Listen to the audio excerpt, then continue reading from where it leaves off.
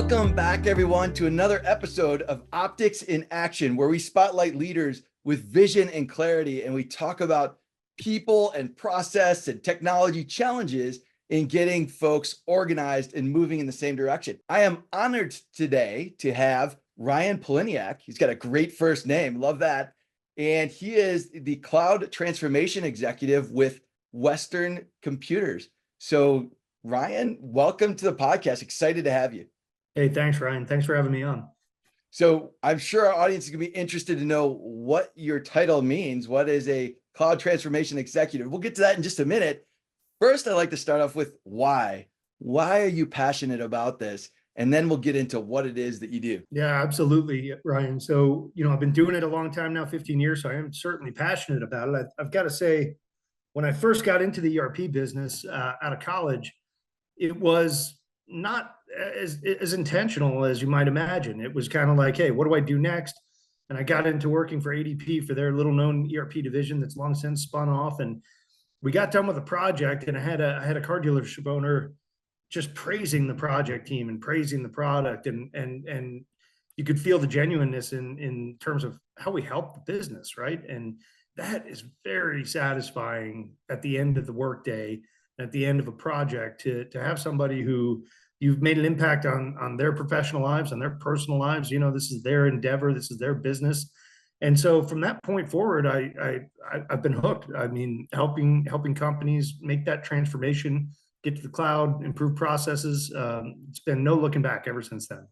That's fantastic. And I think, as you were talking, one of my best long-term clients first started working with me when they did an ERP implementation. They went from one system to another. Mm-hmm. And the woman who owns the business, she called me about 5 or 6 years ago, and she said, Ryan, we don't know where our inventory is, and I've heard you might be able to help. And I'm like, well, I'm not getting on an airplane to fly around the world to find your inventory, but how can I help? And when people implement a new ERP, when they implement a new CRM or any of these types of systems, they often forget, or not forget, but they don't integrate the people, and they don't understand the process enough of how people integrate and work with their system. Have you experienced that over the last, 15 plus years of your career? Yeah, no question. And there are nuances to both ERP and CRM in that regard. You've got to match the technology up with the people on one hand, right? Especially on the CRM side, you have to drive user adoption. You have to help salespeople accomplish their goals and not make their lives more difficult on a day-to-day basis, or you risk investing a lot of money in a platform that doesn't do anything for you because it's sitting there collecting dust.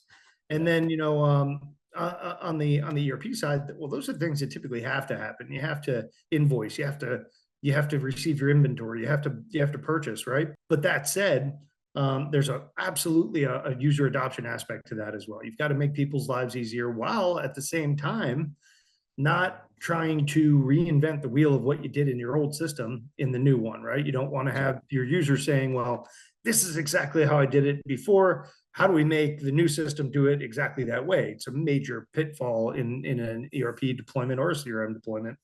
You want to take the time to rethink things, and there's a degree of change management that happens internally there that's critical, where your leadership internally, as you go through one of these projects, has got to stand up to the users and say, look, we're not trying to ruin your life. We're doing this for a reason. Let's explain the organizational goals, and also explain that you may have done something one way for the last 15 years, and we're going to get you to the same end goal, though the road to get there, your process may be a bit different, because you don't want to go down the road of just customizing and making a system do something it's not meant to do. Better to adopt the best practices, right? So that's where the process meets the people. A little bit different on those two systems, but some of the fundamental principles remain the same.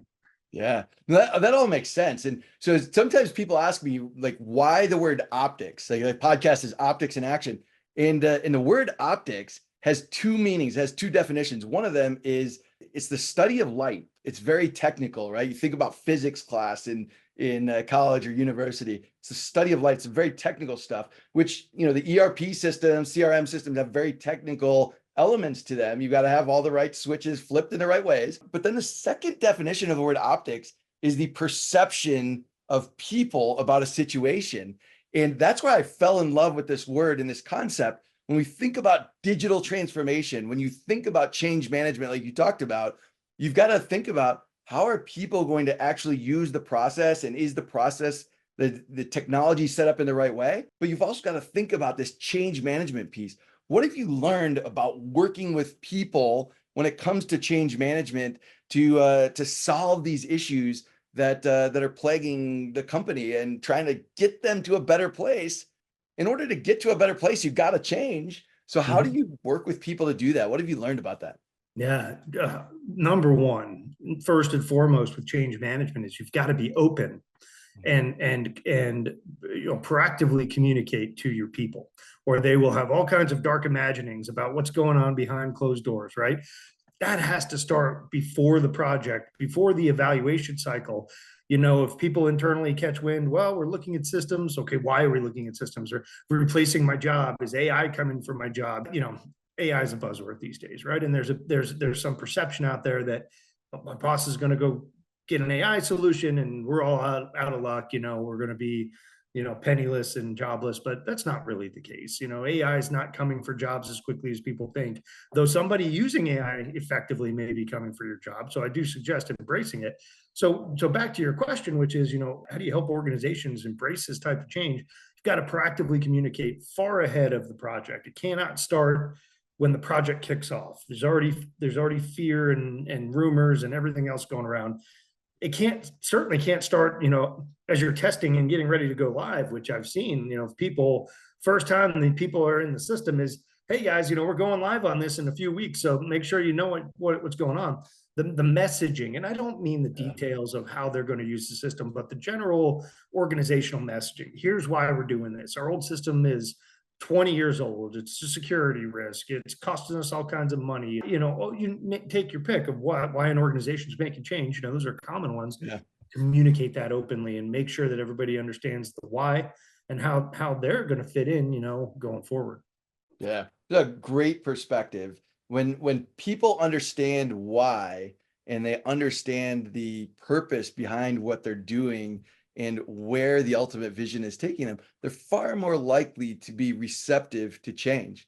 And I think a lot of that comes down to leadership and trust and all those things that go beyond even the technology itself, but those are foundational for that change management to occur. Great perspectives that you shared there. Tell me more about then the process side. So you start the communication and you get people engaged and communicate the purpose and all these types of things. And then you've got the technical stuff that you've got to work through. You've got to understand the way people work and what will actually make their lives better and how you solve some of those problems.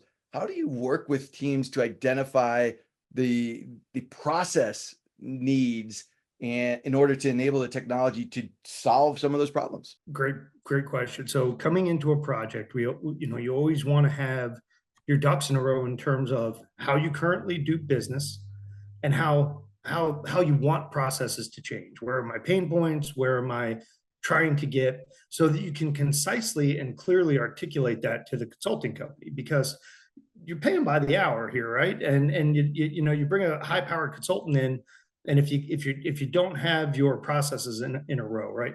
Here's how we currently take an order. It could be in an old system. It could be in Excel. It could be on a notepad, whatever that is. Let's all agree on it. We've seen people fighting over how they actually currently do business. And you got a bunch of consultants sitting around the room making a couple $100 an hour, racking up the bill. So you don't want to go that route for sure. Yeah. And then you want to, make sure that your people have time to do this. ERP, CRM projects are big investments with big returns if they're done properly, and massive consequences typically if they're not done properly. So it's an investment where people have day jobs. If everybody is maxed out already and there's no time in the day, and then you're going to pile an ERP project on top of them where they have to take part in, business process interviews, which is really the tactical way that we go about collecting this information. Hey Ryan, what do you go through during your day? What are your processes? What are your steps? What are your pain points? and then translate that into designing, best practice in the new system. If they don't have time to go through the interviews, and if they don't have time for training, and most importantly, testing, as you're prepping to go live on any system, testing is number one. There's no question about it, because you're still transacting in your old system, you're still using your old CRM, whatever it may be. You want to be ready and have ironed out all the bugs and tackled any kind of issue ahead of go live. It's never going to be perfect, but much rather fight that stuff on the front end than after go live. So allowing people to have the time to test and the time to train and the time to embrace the new system is critical from a management perspective. It's an investment. And if you're going to put that on people's plates, you can't also put 9 other KPIs on their plates during the project, and you have to respect the fact that it's a lot of work. And so, what's your biggest piece of advice for a business owner or a business leader who's evaluating ERP systems and evaluating a new system, evaluating going a new direction with it?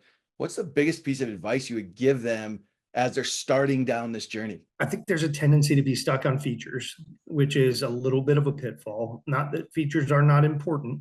If you're a door manufacturer and somebody's got a door manufacturing software that does every single thing that you want, it's going to look great in a demo, but you have to go a step beyond and understand the organizational depth, the supportability. How many people do you have? Is it 1,000? Is it 2? Is it one guy? I've seen it before. There's a tremendous amount of business risk in jumping on board with a business critical system supported by a very small organization, because things happen. One person, you never know, it can close up shop, and then you're out of luck, right? If the support is all overseas, you've got time zone issues. If you don't have the technology backing of a big company, you may worry about uptime reliability. You may worry about cybersecurity, especially in the world of cloud. And I would say that, absolutely getting to the cloud is absolutely critical. And you don't have to convince people that too much anymore, but there's still some questions about where's my data, especially with AI, so make sure you're evaluating data privacy, cybersecurity, transparency of the company, of what they actually do with your data. Are they going to sell it to another company? Are they going to use your transactional data to feed an AI algorithm and help a bunch of other companies out and help your competitors out? These are things you want to know, right? What's happening with my data, and what's the backing? Features are important, and you've got to make sure the software is going to work, but that's not it, right? There's a broader evaluation. So I think that would be my number one piece of advice. And then, narrow it down. Don't do full evaluations of 7 different systems. It's a huge burden on your team. First of all, it's extremely confusing. By the end of the 4th or 5th one, people are tending to be glazed over. So do some homework. Remembering number 1, 2, and 3 and the differences between them by the time you get to number 7 is chaos. So you touched on something earlier. I want to come back to you, and this is something that the Optic system was designed to help organizations with, is that front end piece of getting your processes documented in a usable format. So we have a very simple 5-step process we take folks through of going through and understanding the purpose, scope, and gaps of their key processes, building out what's something called a SIPOC. I'm not sure if you're familiar with that, but it's suppliers, inputs, process, outputs, and customers. So looking at a process and saying, what are the outputs I need from the process? What are the inputs I need to be processed, to give us the outputs? Who needs those outputs, and who supplies the inputs? And by going through the simple process, simple framework that we've done, it enables people to really start making those connections. And I find it incredibly powerful for people to start visualizing the impact of their process and their decision on other departments and things like that. In an ERP deployment or an ERP upgrade or an ERP change, that becomes really critical, doesn't it? Absolutely. I mean, what you just described, if every project we had that level of documentation to kick it off, go much smoother. And there'd be the project would end up taking off much faster, and they would save a bunch of time. I love what you're doing there, and it's hugely important. You've got to have your ducks in a row when you kick off, and it sounds like what you've got going there does just that. Yeah. So I think there's probably going to be opportunities for us to get to know each other more and collaborate further in the future. But as you think about some of the stuff that we've just been talking about, is there one final piece of advice you'd like to leave our audience with, or one final thought about digital transformation? Embracing change is important. Communication on the front end. We talked about change management earlier. Good friend of mine, vice president for a big event center here in Georgia, and he and I were talking about effective communication recently. And what we said was the number one thing I think that causes an impasse in communication or poor communication is assuming that people know everything that you know, right?